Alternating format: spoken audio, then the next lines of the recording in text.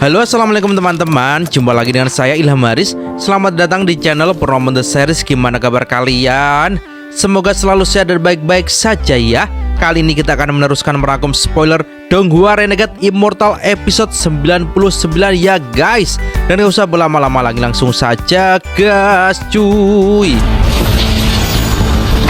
Di tengah hiruk pikuk makam Vermilion yang penuh bahaya, Wang Lin kembali memamerkan kecerdasannya yang dingin. Dalam sekejap, saat cahaya dari mata pedang langit menyala dan energi luar biasa mendesaknya, dia menggunakan kekuatan tabrakan itu untuk mundur dengan kecepatan penuh. Namun, kali ini bukan untuk melarikan diri seperti sebelumnya. Justru sebaliknya, ia memilih terjun lebih dalam ke perut makam Vermilion. Dari mata pedang itu, seberkas pesan ilahi tersebar, memerintahkan seluruh pedang harta karun untuk mengejarnya. Maka dimulailah perburuan paling gila dalam sejarah makam itu. Wang Lin melesat secepat kilat, melewati cekungan demi cekungan, diikuti oleh gelombang tak berujung dari pedang-pedang harta. Bayangkan, sebuah laut pedang mengejar satu titik hitam kecil di kejauhan. Itulah Wang Lin. Langit seakan dipenuhi desingan tajam, suara pedang bersaut-sautan, membuat seluruh penjuru makam bergemuruh. Bahkan para kultivator dari puluhan ribu kilometer jauhnya mendengar nyanyian mengerikan itu dan terbang mendekat, ingin tahu apa yang sedang terjadi. Bendera 1 miliar jiwa menyelimuti tubuh Wang Lin seperti kabut hitam, melindunginya dari badai tajam energi pedang yang menghujani dari segala arah. Tapi di antara semua ancaman itu, satu bilah melengkung, pisau setengah bulan, berdiri di atas segalanya. Kekuatan dan kecepatannya membuat Wang Lin harus serius. Pedang surgawi pun dipanggil untuk melawan bilah aneh itu.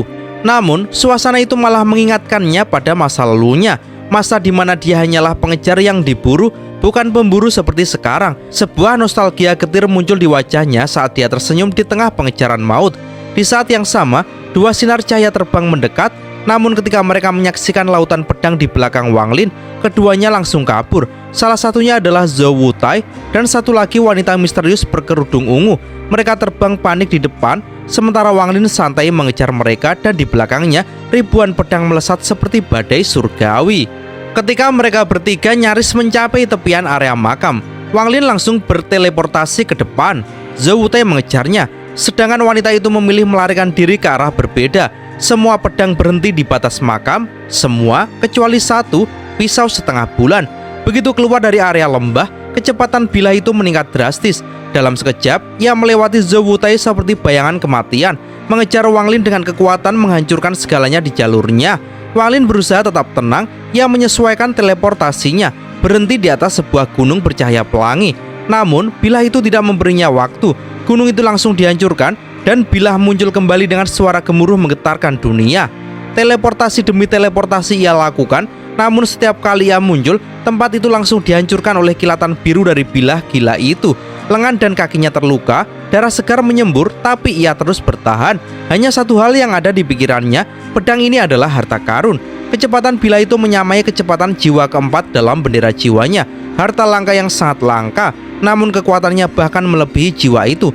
Sadar akan potensi luar biasa pedang ini, mata Wang Lin bersinar dengan keserakahan yang tak tertutupi. Ia ingin memilikinya. Untuk itu, ia mengeluarkan pedang surgawi dan memaksa Suli Guo keluar, menjadikannya umpan untuk pedang gila itu. Pedang melesat mengejar Suli Guo, meninggalkan teriakan kecil itu menggema di kejauhan. Wang Lin hanya tersenyum. Dia tahu roh pedang itu punya niat lain dan Suli Guo bisa bertahan untuk sementara. Namun sebelum dia sempat bergerak lagi, sesuatu membuatnya terdiam. Di puncak sebuah gunung dekat sana, berdiri sesosok siluet merah, sosok yang tak asing baginya.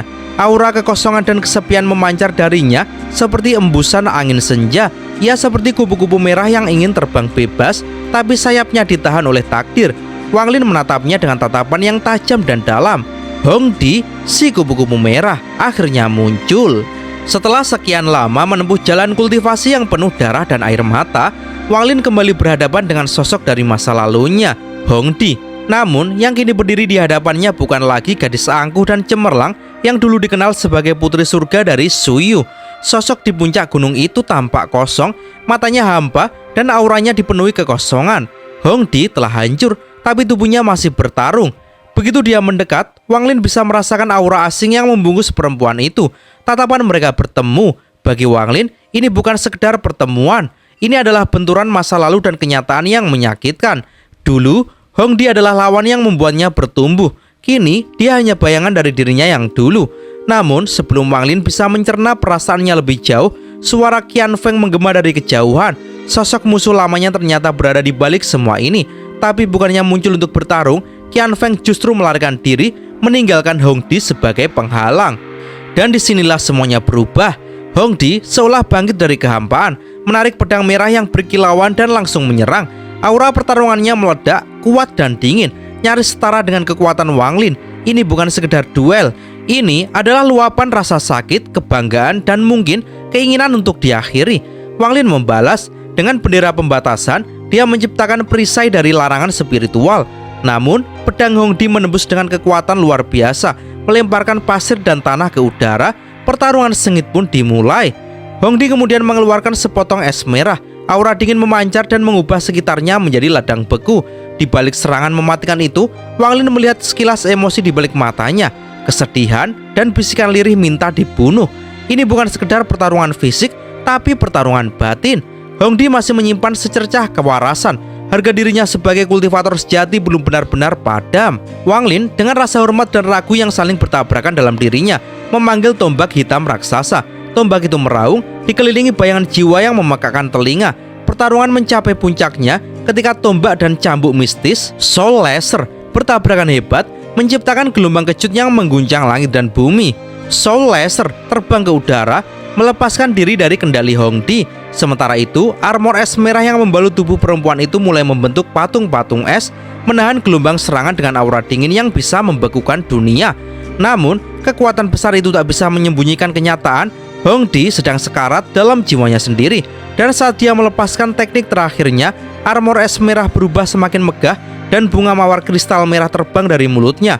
Mawar itu mekar dan dari dalamnya muncul ilusi Hong Di seperti dulu, sombong, cemerlang, penuh harga diri. Sebuah pesan diam terkirim pada Wang Lin. Ini adalah akhir dari kebanggaan yang tersisa. Saatnya mengakhiri semua ini. Di balik langit yang bergemuruh, jauh dari tempat pertarungan Wang Lin dan Hong Di, seseorang masih mengejar ketertinggalannya, Zhou Wutai. Dia bukan kultivator biasa, tapi tetap saja dibandingkan Wang Lin, kecepatannya terasa seperti siput yang mengejar kilat. Baru saja sebuah pedang berbentuk setengah bulan melintas di depannya, begitu cepat, begitu mematikan, hingga Zhou Wutai tak bisa menyembunyikan keterkejutannya.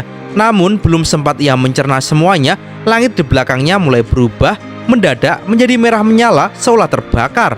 Awan merah raksasa mendekat dari kejauhan, menyapu langit dan menelan celah dimensi yang sebelumnya terbuka. Zhou Wutai langsung berhenti. Ia tahu ini bukan hal biasa. Dalam diam, ia berdiri hormat, karena awan merah ini bukan sekedar fenomena alam, tapi kendaraan seorang tokoh kuat, Yun Kuzi. Sang tetua dari klan Immortal Forsaken itu tampak tenang berdiri di tengah awan. Matanya menembus cakrawala seperti bisa melihat ribuan li jauhnya. Ia bukan datang untuk berkelana, ia datang dengan misi dan waktu yang terbatas.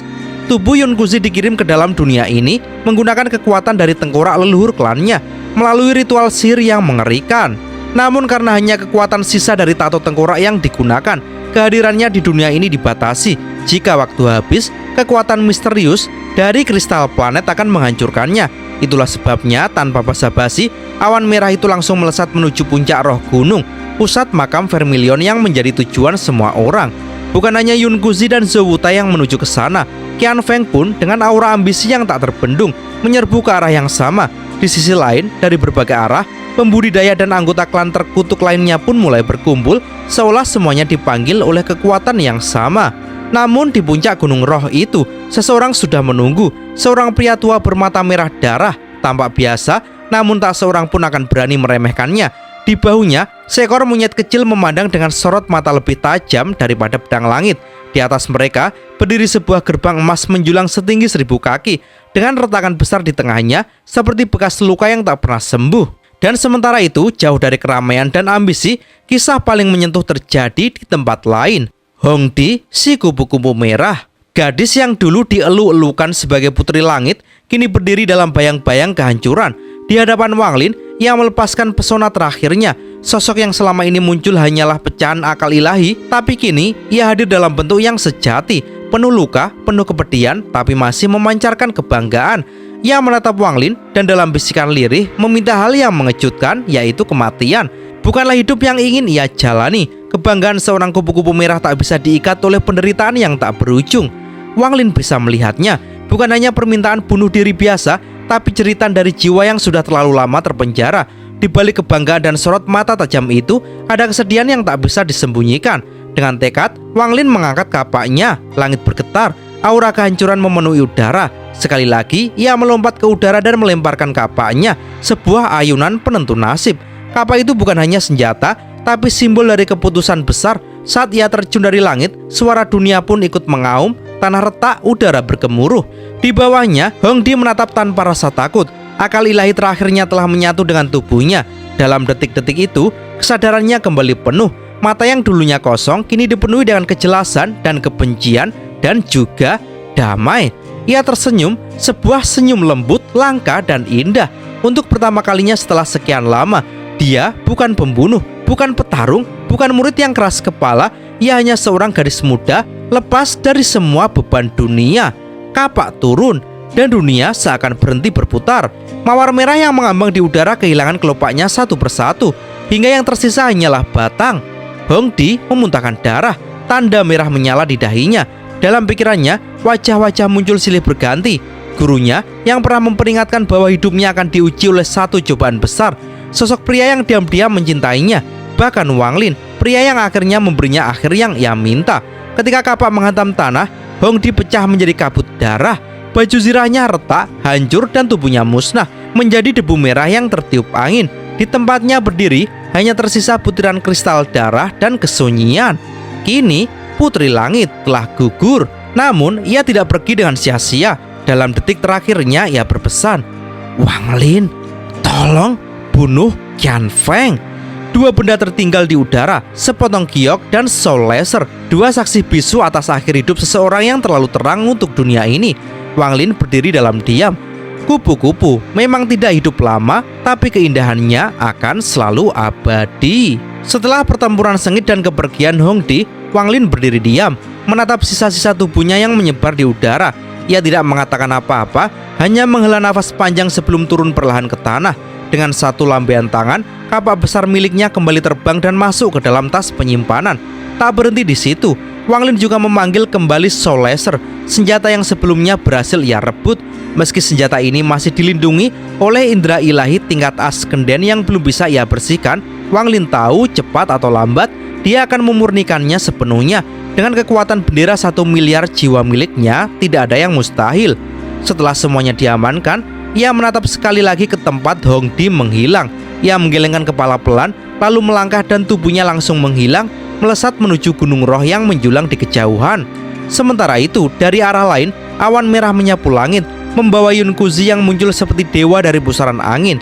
Ia mendarat di puncak gunung bersama Zhou Wutai yang mengikutinya dengan penuh hormat. Di atas sana, mereka bertemu dengan sosok tua yang duduk tenang dengan seekor monyet kecil bertengger di bahunya. Orang tua itu bukan sosok biasa. Sekilas tampak seperti kultivator tahap akhir transformasi jiwa, tapi ada aura misterius yang hanya bisa dirasakan oleh mereka yang telah mencapai tahap Askenden. Ia memperkenalkan dirinya sebagai Mo Lihai. Ia lalu kembali bermeditasi seolah tak terganggu oleh kedatangan siapapun. Yun Kuzi yang memiliki pemahaman mendalam tentang makam Vermilion mulai menyadari sesuatu yang aneh. Apa yang ia lihat jauh berbeda dari yang dulu dikatakan oleh Vermilion. Makhluk-makhluk misterius yang sebelumnya hanya ada di bagian dalam makam, kini sudah muncul di luar. Tapi yang paling membuatnya gelisah adalah gerbang raksasa di depan Gunung Roh. Satu-satunya jalan masuk menuju makam pertama, tempat tersembunyinya kristal planet kultivasi. Sayangnya, gerbang itu tidak bisa dibuka tanpa hati planet kultivasi. Satu-satunya pilihan adalah menunggu hingga kehancuran besar benar-benar meruntuhkannya. Tak lama, satu demi satu sosok mulai berdatangan. Qian Feng muncul lebih dulu, lalu disusul dua dukun 8 daun yang berdiri di samping Yun Kuzi dengan hormat. Seorang kultivator misterius bertopeng biru pun ikut hadir, menyembunyikan wajah dan auranya sepenuhnya dari indera ilahi. Namun, ketika guncangan besar kedua terjadi, segalanya menjadi semakin kacau. Seluruh makam Vermilion terguncang hebat, celah-celah ruang terbuka di mana-mana, menelan tanah, langit, dan bahkan 3 pembudidaya yang tak sempat mencapai gunung. Mereka musnah seketika tanpa sempat bereaksi. Meski begitu, orang-orang terus berdatangan. Di antara mereka, muncul seorang wanita berjubah ungu dengan kerudung tipis, diikuti oleh 4 pria tua bertato di dahi. Wanita itu adalah Zixin. Bersamanya, mereka membawa boneka pelindung pemberian Yunkuzi yang membantu mereka bertahan dari kekacauan. Saat Zixin muncul, Qian Feng langsung menunjukkan kebencian mendalam. Tatapannya penuh dendam, tapi ia menahan diri untuk tidak bertindak. Ketegangan pun semakin terasa. Lalu, sesosok tubuh muncul dari kaki gunung. Pakaian compang-camping, wajah letih, tapi sorot matanya tetap tajam dan ia adalah Wang Lin. Keberadaannya langsung menarik perhatian semua orang. Qian Feng, Zhou Wutai, bahkan Yunkuzi masing-masing menyapanya dengan sebutan yang berbeda. Wang Lin berdiri tenang lalu menatap Yunkuzi. Ini adalah pertemuan pertama mereka sejak perpisahan di masa lalu. Tatapan mereka saling bertaut tanpa kata-kata. Waktu seolah berhenti sejenak. Lalu Wang Lin menepuk tasnya dan mengeluarkan ukiran kayu hitam. Ukiran itu melayang ke arah Yunkuzi sebagai bentuk sikap hormat dan mungkin permulaan dari sesuatu yang lebih besar. Yunkuzi, sosok tua yang dipenuhi aura rahasia, menyapu semua ukiran itu dengan satu lambaian tangan. Matanya bersinar, menandakan bahwa misi Wang Lin telah selesai dan kini perhatian semua orang terarah pada sesuatu yang lebih besar, sebuah pintu, misterius dan menunggu untuk diungkap. Namun, Wang Lin tak tertarik dengan asal-usul tempat ini. Ia tahu makam Vermilion dan segala rahasianya telah berdiri jauh sebelum dirinya lahir. Tujuan Wang Lin sederhana, namun penuh tekad. Ia ingin mengambil kembali pecahan jiwanya tanpa mengorbankan nyawa satu dunia. Meski ia bukan seorang suci, buktinya pembantaian keluarga Teng. Namun Wang Lin masih memegang satu prinsip, yaitu ia tak akan menghancurkan dunia demi dirinya sendiri. Tatapan Wang Lin bertemu dengan Qian Feng, musuh lama yang kini kembali berdiri di hadapannya. Sekilas senyum dingin muncul di wajah Wang Lin, lalu ia mengalihkan pandangan ke sosok pria bertopeng dan seorang pria tua yang tak kalah mencurigakan. Ada sesuatu dari pria tua itu yang membuat seluruh insting Wang Lin berteriak waspada. Senyumnya terlalu akrab, terlalu menyeramkan. Saat itu juga, cahaya putih meluncur dari kejauhan dan seorang wanita mendarat di puncak Gunung Roh. Kecantikannya memukau, gaunnya bergelombang seolah lautan. Namun ekspresi Wang Lin langsung mengeras. Wanita itu adalah Liu Mei. Masa lalu yang kabur, peristiwa dalam mimpi yang seharusnya tak pernah terjadi kini berdiri di hadapannya. Wang Lin menolaknya mentah-mentah. Bagi Wang Lin, Liu Mei tak lebih dari ancaman. Perkataannya mencoba mengguncang hati Dao miliknya, menyebut nama yang seharusnya tak pernah diucapkan, Limuan. Tapi Liu Mei salah besar. Nama itu adalah tabu, sebuah nama yang akan mengundang pembantaian jika disebut di waktu dan tempat yang salah. Setelah menolak Liu Mei, Wang Lin kembali memperhatikan pria tua aneh itu. Detak jantungnya tak terkendali dan pikirannya dipenuhi firasat gelap.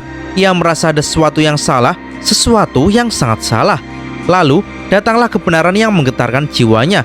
Senyum menyeramkan itu, aura iblis yang membekukan darah. Hanya satu orang yang mampu menimbulkan rasa takut semacam itu. Tuo Shen, potongan pemikiran iblis dari dewa kuno Tusi yang pernah mengguncang tanah dewa kuno.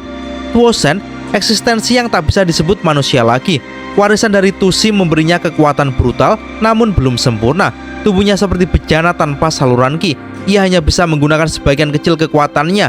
Tapi meski hanya sebagian, itu sudah cukup untuk menghancurkan dunia. Tuo Shen adalah mimpi buruk bagi siapapun yang hidup di planet Vermilion. Bahkan monster tua dari aliansi budidaya pun gentar padanya. Wang Lin meski luar biasa kuat, merasa tubuhnya mendingin. Dia tahu jika benar pria tua itu adalah wadah dari Tuo Shen, maka hari-harinya bisa saja berakhir di sini.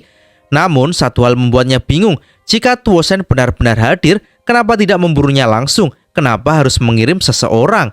Jawabannya mungkin terletak pada satu objek yang kini menjadi pusat segalanya, yaitu kristal planet kultivasi. Benda ini bukan hanya sumber kekuatan, tetapi mungkin juga kunci kebebasan bagi Tuo Shen. Dengan benda itu, dia bisa melepaskan diri dari belenggu tanah dewa kuno dan mengembalikan kekuatan penuhnya sebagai dewa kuno bintang 8. Saat pikiran Wang Lin berkecamuk, tanah di bawah mereka kembali bergetar hebat. Gunung Roh berguncang, langit meraung, dan retakan demi retakan mulai menghancurkan seluruh makam. Ini adalah runtuhnya makam untuk ketiga kalinya, sebuah tanda bahwa waktu mereka hampir habis. Semua kultivator dan anggota klan yang tak sempat mencapai Gunung Roh langsung ditelan oleh kehancuran. Dan Wang Lin dengan nafas berat dan sorot mata tajam tahu bahwa permainan ini belum selesai. Pertempuran sesungguhnya baru saja dimulai. Ketika keretakan di makam Vermilion kian parah, tidak hanya ruang itu yang terpengaruh, tapi seluruh planet Vermilion pun ikut merasakan dampaknya. Kematian mulai menyebar seperti wabah sunyi. Manusia, binatang buas, bahkan para kultivator, semuanya mulai mati tanpa sebab yang jelas. Ini bukan serangan, ini bencana murni. Untungnya dampaknya belum meluas. Belum, karena jika planet kristal kultivasi runtuh, maka tak ada yang bisa selamat.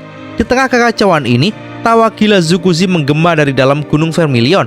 Dia terlihat puas, seolah-olah semua ini hanyalah bagian dari permainannya yang belum mencapai klimaks.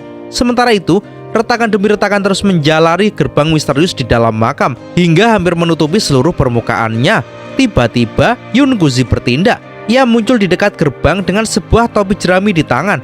Dalam sekejap, topi itu meledak menjadi ribuan tato bercahaya yang melesat menghantam gerbang seperti meteor. Retakan semakin melebar. Ia memberi aba-aba dan dua anggota klan Immortal First Second langsung ikut menyerang. Namun, semuanya berubah ketika lelaki tua dari klan yang sama mengangkat tangan dan mengucapkan mantra mengerikan. Kedua anggota klan langsung menggigil. Tubuh mereka memancarkan aura hijau dan ungu. Lalu, duar! Itu langsung meledak. Ledakan itu menghantam gerbang dan menciptakan getaran besar. Wang Lin mengenali ini sebagai salah satu teknik yang terlarang, yaitu keinginan 6 dewa iblis. Gerbang pun mulai runtuh dan seberkas cahaya keemasan menembus langit dari celah yang muncul. Yunguzi langsung terbang menuju cahaya itu diikuti oleh laki tua tadi. Dan para kultivator lain satu persatu ikut masuk. Wang Lin adalah orang keempat yang memasuki gerbang. Tubuhnya diselimuti kabut saat menghilang di dalamnya. Di balik gerbang tersembunyi lautan emas yang luas tanpa batas. Di kejauhan, sebuah pulau emas berdiri dengan sebuah istana mewah bersinar terang di atasnya. Yunguzi langsung melesat ke sana, disusul oleh lelaki tua dan monyet kecil yang setia di bahunya. Yan Feng dan Liu Mei menyusul dengan cepat.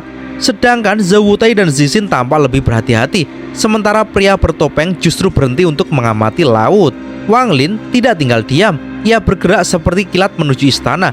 Tapi sebelum semuanya berhasil masuk, istana tiba-tiba memancarkan cahaya menyilaukan. Yunguzi yang baru masuk malah terlempar keluar. Monyet kecil itu pun terdorong mundur, namun matanya bersinar merah, tampak semakin ganas. Lalu muncullah penjaga istana, seorang pria kekar berbaju besi emas, rambut hitam tergerai, dan pedang emas besar di tangan. Tanpa bicara, ia mengayunkan pedang dan seketika laut emas bergolak menenggelamkan seluruh pulau. Yunguzi mencoba bertahan, namun energi pedang itu sangatlah kuat. Ia terdorong jatuh ke laut. Penjaga istana itu lalu menargetkan lelaki tua. Tapi monyet kecil menunjukkan sinyal bahaya. Merah di matanya makin terang hingga pedang itu berhenti di udara. Lelaki tua dan monyet itu pun dibiarkan lewat ke laut. Wang Lin yang mengamati dengan cermat langsung memahami satu hal, yaitu siapapun yang ingin lewat harus bertahan dari satu ayunan pedang emas itu. Yunguzi berhasil dengan paksa. Lelaki tua lolos karena kekuatan jiwanya dan monyet yang mengintimidasi. Zhou Wutai dan Zixin, mereka mencoba menyelinap, tapi malah terluka parah. Gelombang dari pedang membuat mereka terpental ke langit, berdarah dan ketakutan. Akhirnya, mata penjaga istana tertuju pada Wang Lin. Gelombang berikutnya akan datang dan kali ini dialah yang akan diuji. Dan cerita pun bersambung. Oke teman-teman, terima kasih sudah nyimak alur cerita kali ini sampai habis. Semoga teman-teman terhibur. Kurang lebihnya mohon maaf ya. Ya, yang namanya spoiler pastinya ada yang meleset soal detail cerita dan episodenya ya. Oke, jangan lupa terus dukung channel ini agar terus berkembang. Dan sampai jumpa di episode selanjutnya. Assalamualaikum warahmatullahi wabarakatuh.